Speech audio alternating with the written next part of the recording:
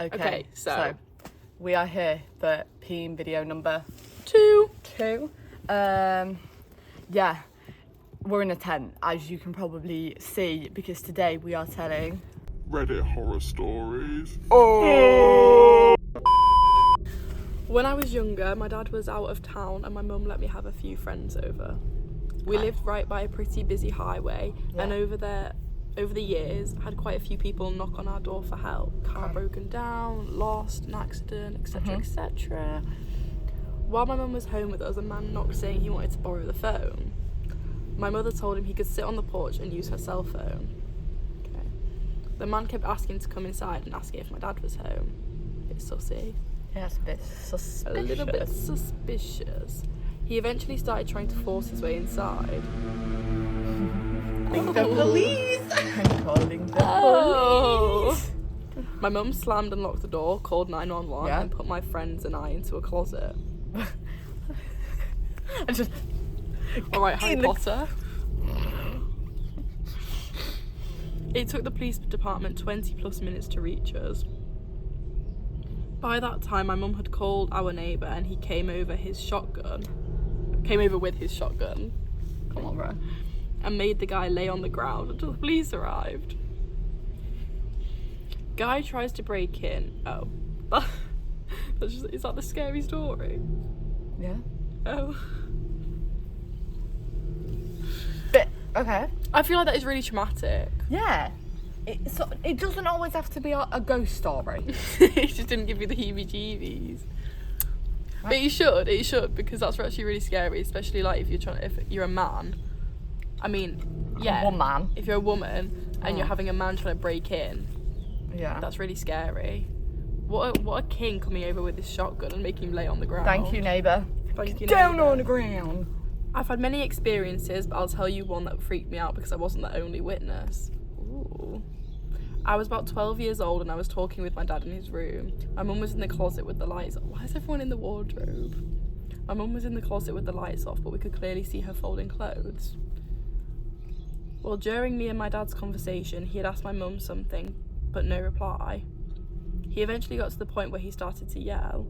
I got up and stepped into the closet, but then I heard my mum walk into the room and ask why he was yelling her name. Oh my god. Not like this. I looked at her and she had a towel wrapped around her. I quickly looked back into the closet and saw nothing. Absolutely nothing. This obviously creeped me and my dad out. Whatever we saw, it wasn't my mum. Whatever it was had her shape and even the bun. My mum always had her hair in a bun. I would have completely thought this was my imagination if it weren't for my dad also being there and seeing it too. That's weird. I don't like that. That freaks me out because what's she doing? Who is this? Spiritual. You could see her folding clothes, so not even just stood there. I know. She's doing something. It's her soul. Maybe it's a skinwalker. I have something to tell you. Yeah. I'm a skinwalker. Butterfly. God is my witness. This story is true. There was a period in my life where I was doing terribly, both physically and mentally. I was in a rehabilitation facility for the first 2 to 3 months. I had to share a room with someone else. Starting around the 3rd month, I got my own single room. During that time, I was also prescribed medication. I tolerated it fairly well, but it made me terribly tired, which is why I always took it in the evening. There was one day when I took the medication earlier than usual and went to my room to go to sleep.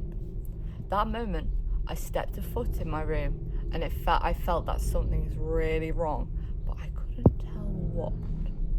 I watched some Netflix on my phone before this tiredness of medications kicked in, and I laid down. I was sleeping on my right side with my head and face turned towards the wall and my back facing the room. I entered the strange state where you're not fully awake but not quite asleep either. And out of nowhere, I felt someone tap my shoulder from behind quite forcefully, and I know it wasn't my imagination because my shoulder actually moved from the impact. I turned around immediately and there was no one there. no one was in my room. At first, I brushed it off as my mind playing tricks on me, probably from being tired of the medication, and I lay back down to sleep.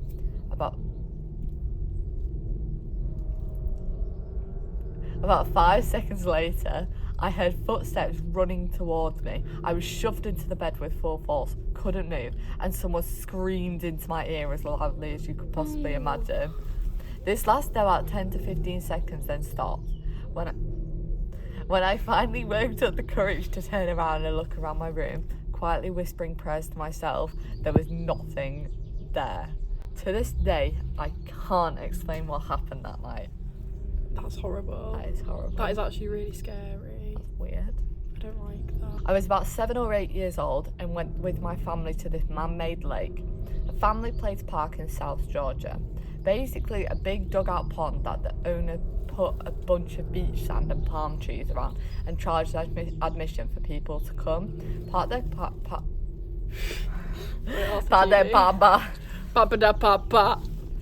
cars, grill and swim for the day. Also had a big unsafe as hell water slide that kids got hurt on. I don't know if they meant water slide. It says water slide, but I'm sure they meant water slide. So, where my family would park was in front of this, Jesus, this is the worst reading I've ever heard. Starting again. So, where my family would park was in front of this little island that was a clump of sand around 30 yards off the shoreline. I was not the best swimmer, but the depth was just above my head so I could bob up and down and bounce out to this island. Bouncing out to that little island, one day we were there, my foot came down on what felt like a face. It felt what was a nose on my toe. The thing I remember is the feeling of hair flowing between my toes. That makes me really uncomfortable. Yeah. The feeling of fine hair waving in water. I freaked out and for the longest time just sat on the shore, was a little kid and did not think anything of it. I can still remember the scared parents going around yelling this kid's name, asking if anyone had seen this little boy. They pulled his body out from under the water right in front of the island. I'm 47 now and I can still remember the feeling of that hair between my toes. That's a bit freaky. I'm very, very sad. I get scared if I touch a rock in the water. Oh no, don't. The second I feel a bit of seaweed caressing my little dogs. I can't do it. No, but oh my Jesus, imagine it was like a body. That makes me feel really uncomfortable. I know. I grew up in a small town and once I was out playing in the yard with my 2 younger siblings like every summer's day. A guy pulls up alongside the yard in a truck. He calls me over and asks my name. He's asking me if I'm having a good summer. He says he could really use my help as he's looking for his lost puppy. He says he can show me a picture of the puppy if I come closer to the van. The picture is small and he asks if I can please help him. I yelled to my brother on the other side of the yard, Dan, come help us find a puppy. I have to assume he thought I yelled Dad because he screeched out of there without another word. Oh. I remember being really worried about that puppy until we had an assembly at our primary school about vehicles. Strangers might say things to lure you into their vehicles. That's really scary. It's a good job his brother's name was Dan. Yeah. That's He was like, Michael! Yeah. Michael, come here! Why are you calling your dad by your first name? You wouldn't. There you go. That's really scary. I think too many people almost get snatched. Especially in the olden days as well. Yeah. It was so common. It's so easy. Because kids didn't have phones. No. And also you didn't really expect it to happen, so you Mint. This happened to a friend of mine. It's a Sunday. Not a friend of Phoebe's, a friend of the Redditor. True, yeah. It's a Sunday. She comes home to her... No, I won't joke. It's a serious story. Don't joke, Phoebe. Stop laughing. Can't take her anywhere. I'm actually really intense. This is a serious story now. Stop making fun. Okay. Serious faces. In your own time. No, we've got no rush. We actually do. I know we do. Okay. It's a Sunday. She comes home to her apartment from running errands around 1 p.m. Okay. She was in med school at this time, so she pretty much parked herself at the kitchen table and studied for the next 5 to 6 hours. Could not be doing that. She's sitting there and looks up to see a dude casually stroll out of her bedroom. Okay. Hello? No other entrances. She's sitting by the front door, so he's been there the entire time she's been home. How did he get in? He pauses at the doorway to her kitchen between her and the door. She basically froze. Then her phone rang and kind of startled both of them. She ran to get the phone and he ran out of the door. She moved and got an enormous dog. Like a guy. She moved and got a big dog. Like, thanks for life. Oh, she moved out of the apartment. Oh, what did you think it meant? She just moved. Like, she moved to the kitchen table. From the kitchen table. That's what I Oh thought it God, meant. don't be so silly, Phoebe. He was in her apartment the whole time. This is one of my biggest fears. Froggers. That's what they're called, froggers. Really? Yeah, when they live in people's houses without, like, they live in the attics. I didn't know that. I remember when I was younger, I had a friend that lived on my street, and her mum, she decided to tell us that there was people living in the attics. She told me that people lived in our attics because they were all joined. So there was just guys living in the attics.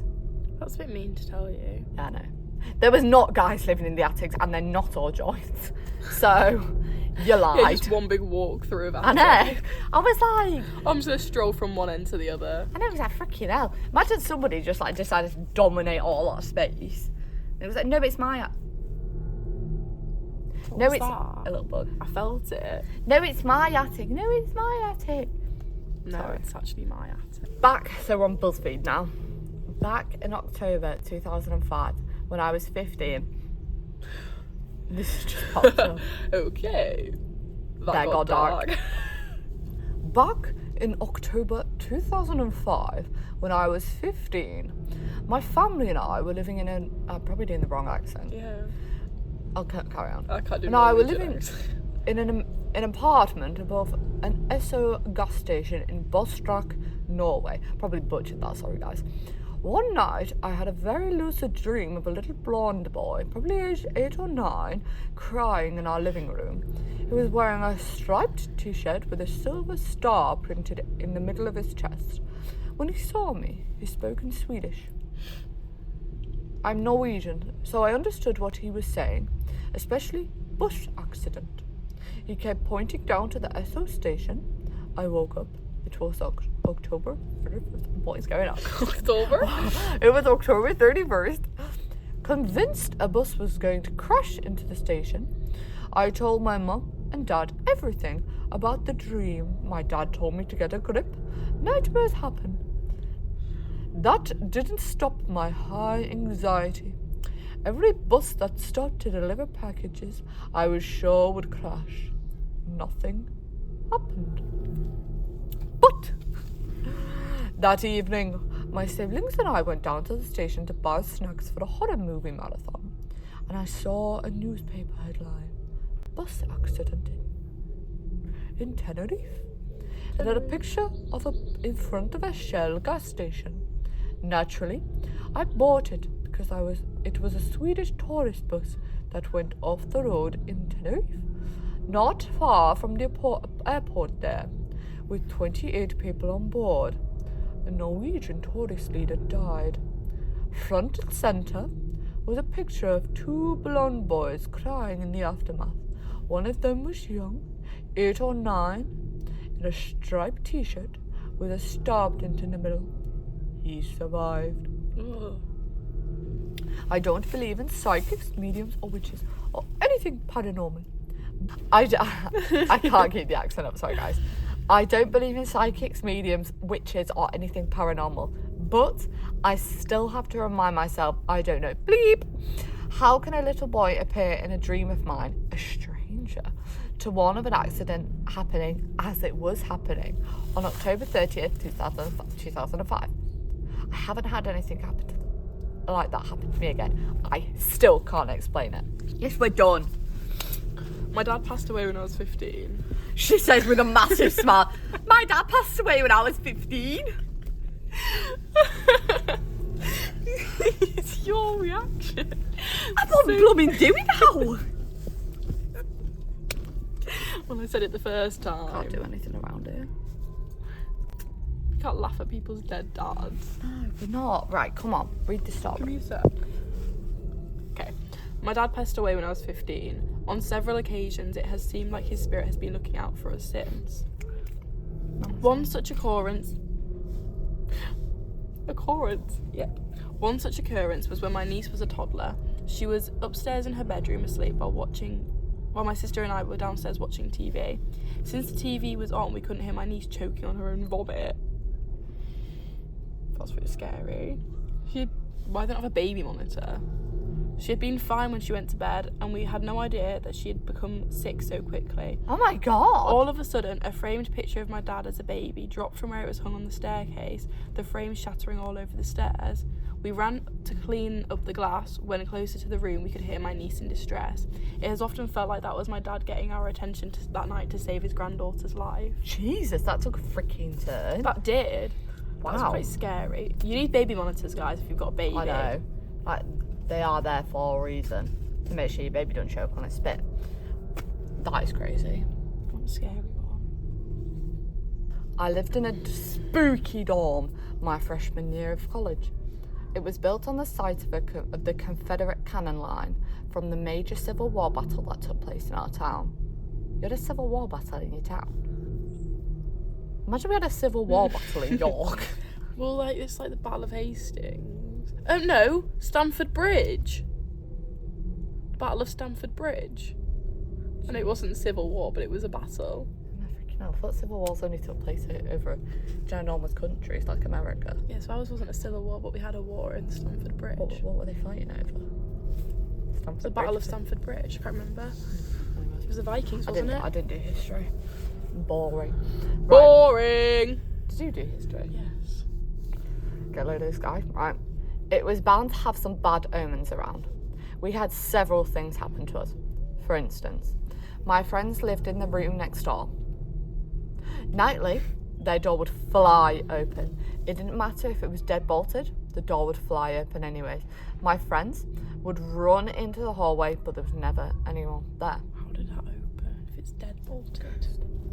One evening, as I sat alone on my bed watching TV, a box just shot out from under my bed all on its own.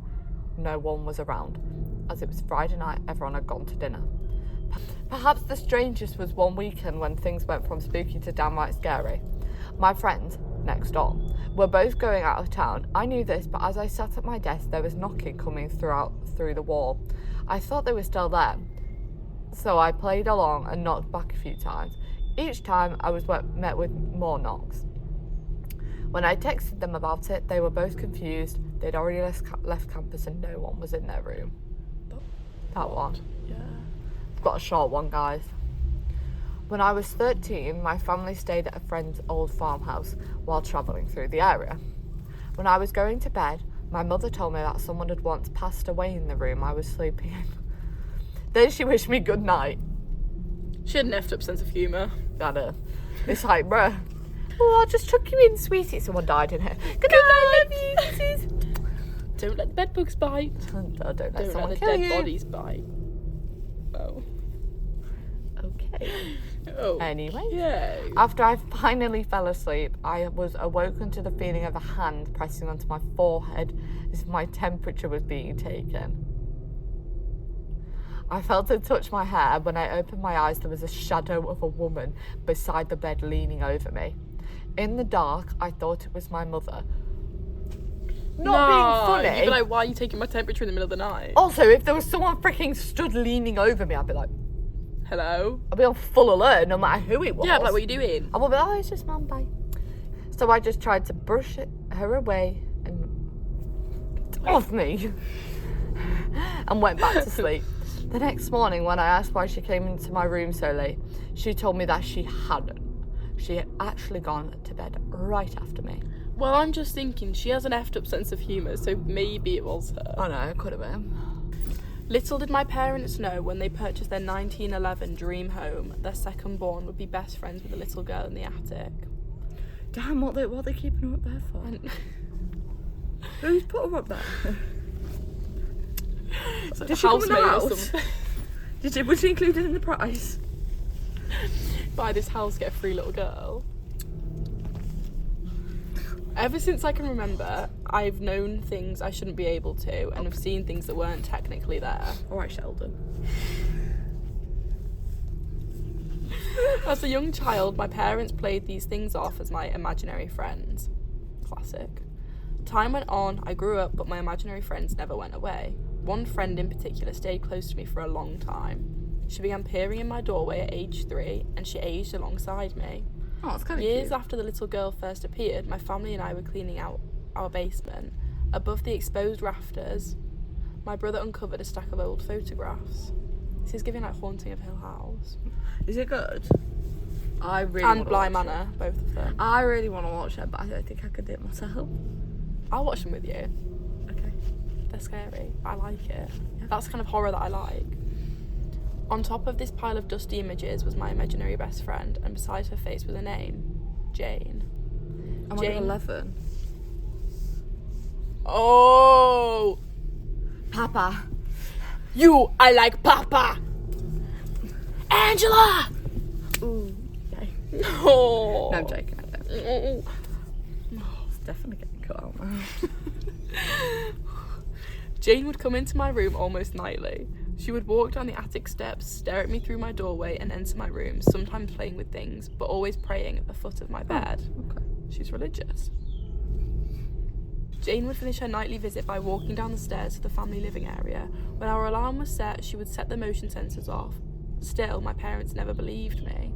They said it was dust. God, they're living in denial. I didn't realise you could live in the river. Your husband is gay.